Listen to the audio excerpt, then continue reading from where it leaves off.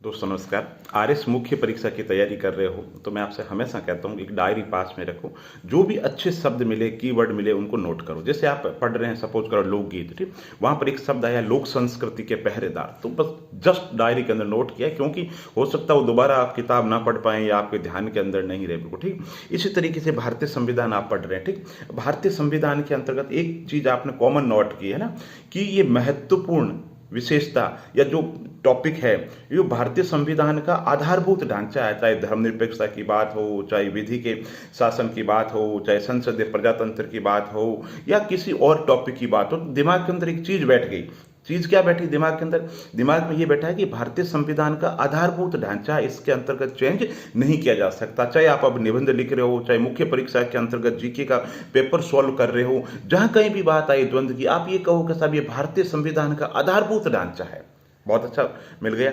इसी तरीके से जैसे कि आज सपोज आप पढ़ रहे हैं, मान लो कि प्रजामंडल की स्थापना के उद्देश्य, अब बाकी जगह आपको अच्छे मिल नहीं रहे, ठीक, वहां को आपको 10 पॉइंट मिले, तो 10 पॉइंट नोट कर लो, क्योंकि बाकी किताबों के अंतर्गत वो 10 नहीं मिलेंगे। हो सकता 3 पॉइंट 4 पॉइंट ही मिले। तो जहां भी जो अच्छी चीज मिले ना, आप उसको जरूर नोट कर लो, क्योंकि वापस बार बार पढ़ने का, बार बार देखने का मौका नहीं मिलता, ठीक है। और इसके साथ ही जब आप पढ़ो ना, तो पढ़ते समय बहुत ध्यान से पढ़ना जरूरी है। कल पे छोड़ो ही मत, हाथों हाथ याद कर लिया।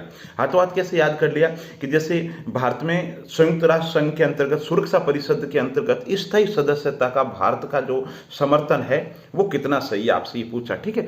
तो कल पे डिपेंड ही मत रहो, आज ही याद कर लिया कि सब सुरक्षा परिषद में इतने स्थायी सदस्य, इतने अस्थायी सदस्य हैं, पहली बात, ठीक। तो भारत सुरक्षा परिषद की स्थायी सदस्यता का समर्थन या दावा क्यों करता है? हालांकि वो अस्थायी अध्यक्ष रह चुका है, लेकिन स्थायी जो है वो सदस्यता के अंतर्गत दावा क्यों करता है? तो आप कहो कि साहब ये 10 पैरामीटर हैं, ये 10 पैरामीटर हैं जो भारत के सुरक्षा परिषद में स्थायी सदस्यता के समर्थन के अंतर्गत है।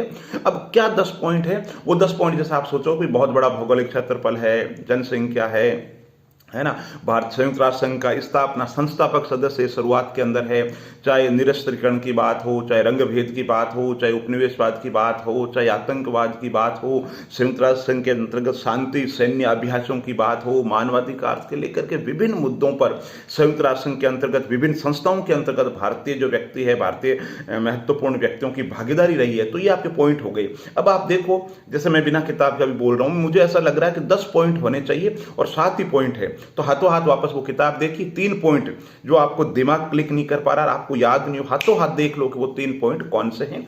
तो मुख्य परीक्षा की एक एक टॉपिक की इस तरीके से तैयारी कर लो। अभी जैसे कि आप प्रीलिम्स कम मेंस की तैयारी कर रहे हैं, तो कॉमन जो टॉपिक है ना, आप, मैं कहूंगा जैसे आप कहोगे साहब अभी हो सकता है हम प्री में फेल हो जाए, तो पहली बात तो आशंका रखो मत, और दूसरा फिर भी चलो 1% है, तो जो कॉमन टॉपिक है, राजस्थान जीके का, भारत की अर्थव्यवस्था है ना, लोक या भारतीय संविधान है, तो ये टॉपिक तो परमानेंट है, उनको इतने अच्छे तरीके से तैयार करो, समय की बचत होगी, ताकि दोबारा वापस उनको पढ़ना नहीं पड़े।